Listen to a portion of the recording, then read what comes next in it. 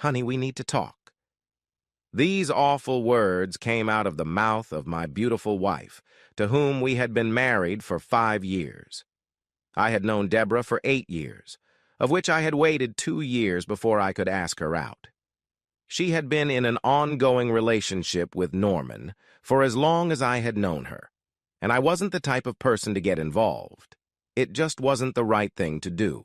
I saw the damage that was done not only to the couple, but also to their friends around them, when someone tried to interfere with the relationship. Some friends chose her side, some chose his, and in one case, another couple broke up when they took opposite sides. Deborah was 28, I was 29, she was blonde and very well built. We enjoyed frequent intimacy, and I was happy with it. I thought she was too. We had recently decided that we were going to start our own family, and we set a date to stop taking birth control. I was thrilled and looked forward to telling my parents that we were expecting their first grandchild. She sat across from me at the kitchen table and slid a manila paper envelope toward me. The inscription read, "Excellent private investigations, discreet and efficient." I looked at it for a moment and noticed that the seal was broken. "I don't understand," I started to say. "Were you following someone?" "Yes, Brian, I was. You." I wanted to shout, "Why?" but managed to keep my composure. These late nights at the office, these recent frequent trips out of state, this new pretty young secretary, she was calm, didn't raise her voice, didn't flash her eyes like she sometimes does when we argue. It looked like she had already given up on our marriage and was just delivering the final blow. In my defense, everything was within the law, and she knew it. I wasn't having an affair, and I knew it. But how can I prove it? She must have some evidence to counter me. That feeling you get when the police are following you and you start thinking, did I stop at that sign? Was I speeding? And the relief when they swerve to chase someone else. I wanted that kind of relief. She gave it to me. "There's nothing in this envelope that tells me you're having an affair or that you're doing anything beyond what you've already told me." "So why?" I stammered. 6 weeks ago, Stephen called me and asked to meet for coffee. He wanted to talk about the surprise he was organizing for you. I met him at the Cape Bay Cafe. He looked concerned at first, but then assured me that he didn't mean to offend me and that I was a very attractive woman. He couldn't believe that you could do something to hurt me. I had known Stephen for 12 years. During my freshman year of college, we took a psychology class together and formed a study group with other students. We stayed friends and sometimes went to parties on campus. We chased girls, usually unsuccessfully. After my studies, I started working in a business specialty while he got a master's degree in human resource management before starting as an NR manager somewhere else. We still talked on the phone and played golf every few weeks. He came to our wedding but didn't attend the bridal party.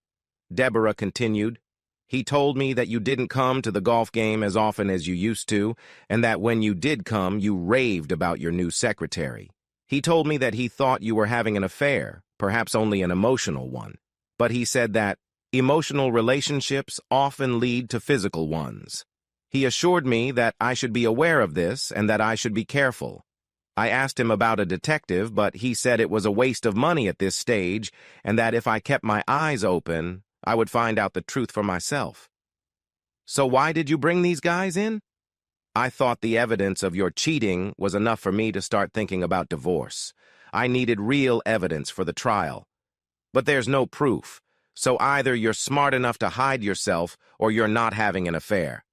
Stephen called me several times to see how I was doing and to support me emotionally." "So here's the thing, Brian." She looked me straight in the eye. "Are you having an affair? Do you want this secretary? If so, we'll file for divorce and go our separate ways. I won't live in a cheating relationship." I walked over to my wife and realized this was probably the hardest thing she'd ever had to do. I took her hands in mine and said, "My dear, I am not having an affair. Grace is a wonderful secretary, but her boyfriend would literally kill me. He's a state karate champion, owns and operates a fitness club. She's very happy with him, and even if I wanted to, I wouldn't stand a chance. I'm wondering why Stephen did that to you. I guess I'd better call him. No, wait, not now. I have a hunch. But first I have to make it up to you. She dragged me into the bedroom, and we made love for several hours. The next day we discussed the situation. What did Stephen have to gain by interfering in our marriage? He wasn't such a good friend. We could have just ignored him and left it at that. But I'm not that forgiving, and I wanted to know the reasons and maybe get a little revenge. Our local priest would be displeased with my unwillingness to forgive and forget. We devised a plan. If Stephen called again, Deborah would tell him that I had become distant and seemed to be spending more time at the office. I had an out-of-state meeting coming up, and I was going to take Grace with me. Of course, that wasn't true, but it might provide Stephen with an opportunity to reveal his intentions. As luck would have it, he called later that week. Deborah recorded the conversation, even though we shouldn't have, but screw it. It wouldn't go to court anyway. How's it going, Deborah? I don't know, Stephen. Brian came home late last night and went straight to bed. He didn't even say hello. What does that mean? I was afraid of that, Debbie. Deborah hated being called Debbie. It was her childhood dislike. Maybe he's working on some big project. Maybe he's up for a promotion. I'm not sure. He hasn't mentioned anything. Deborah added a little sadness to her voice. She would make a good actress. He's leaving at the end of the week, and I think his secretary is going with him. Ooh, that's a bad sign, Debbie. You should ask if you can go too. It would be great to get away from home and keep an eye on them at the same time. He wanted to sound sympathetic, but I couldn't help but notice some triumph in his voice. That's a good idea, Stephen. You're such a good friend. Call me tomorrow, please. I want to tell you if he agreed. The next day, he called almost immediately after I left for the office. What did he say to Debbie? He's very sorry, but the meetings will be in the afternoon and evening. He doubts I'll have time to see him. Apparently, the people he's meeting with are only here for a few days and want to occupy as much of his time as possible. So Grace is traveling to take notes for them as well. I guess you need a friend, Debbie. Do you have any girlfriends to keep you company while Brian is away? He managed to make my name sound disgusting. I hated him for it. I don't think so. Most of them already have kids, so they need to be home at night. I'll try to think of something, Debbie. I can't have you being alone and worrying about Brian. I'll call you later, okay? Yeah, okay, Steve. Stephen hated being called Steve, too, but he reacted differently than when I accidentally called him that a few years ago. His face turned red, and he said at me that he hated the name and that I should never call him that again. 2 days later, I left for a meeting and took some time off from the office to be home with my wife and mistress. After lunch, the phone rang. What's up, Debbie? I'm worried about Stephen. He promised to call when his plane landed, but I haven't heard anything from him. What if something happened? He'll call Debbie.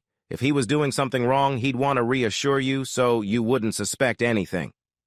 Okay, you're probably right, Stephen. I'll wait for his call. We had a good dinner, and I was washing the dishes when the doorbell rang.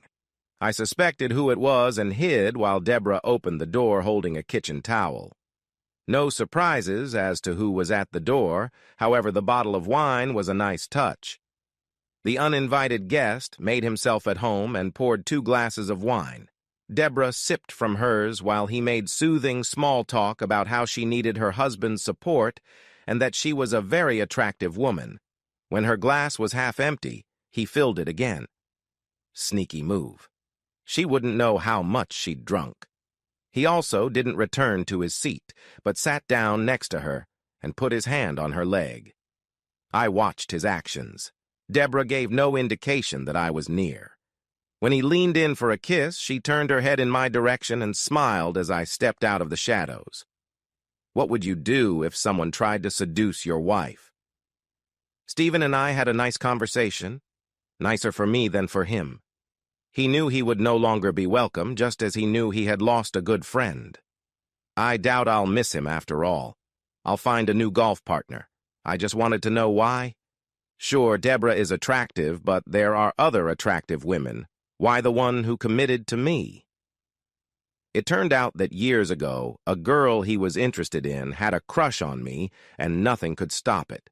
When we broke up, he was never able to get her to go out on a date, and was convinced that I was the one who turned her against him. Oddly enough, neither of us remembered her name or what she looked like. Stephen, or Steve as he is now known to us, decided revenge was best served cold, but didn't realize that I never meant to hurt him. She just wasn't interested in him. He left our home, and I tucked my wife into bed to begin working on the addition to our loving family.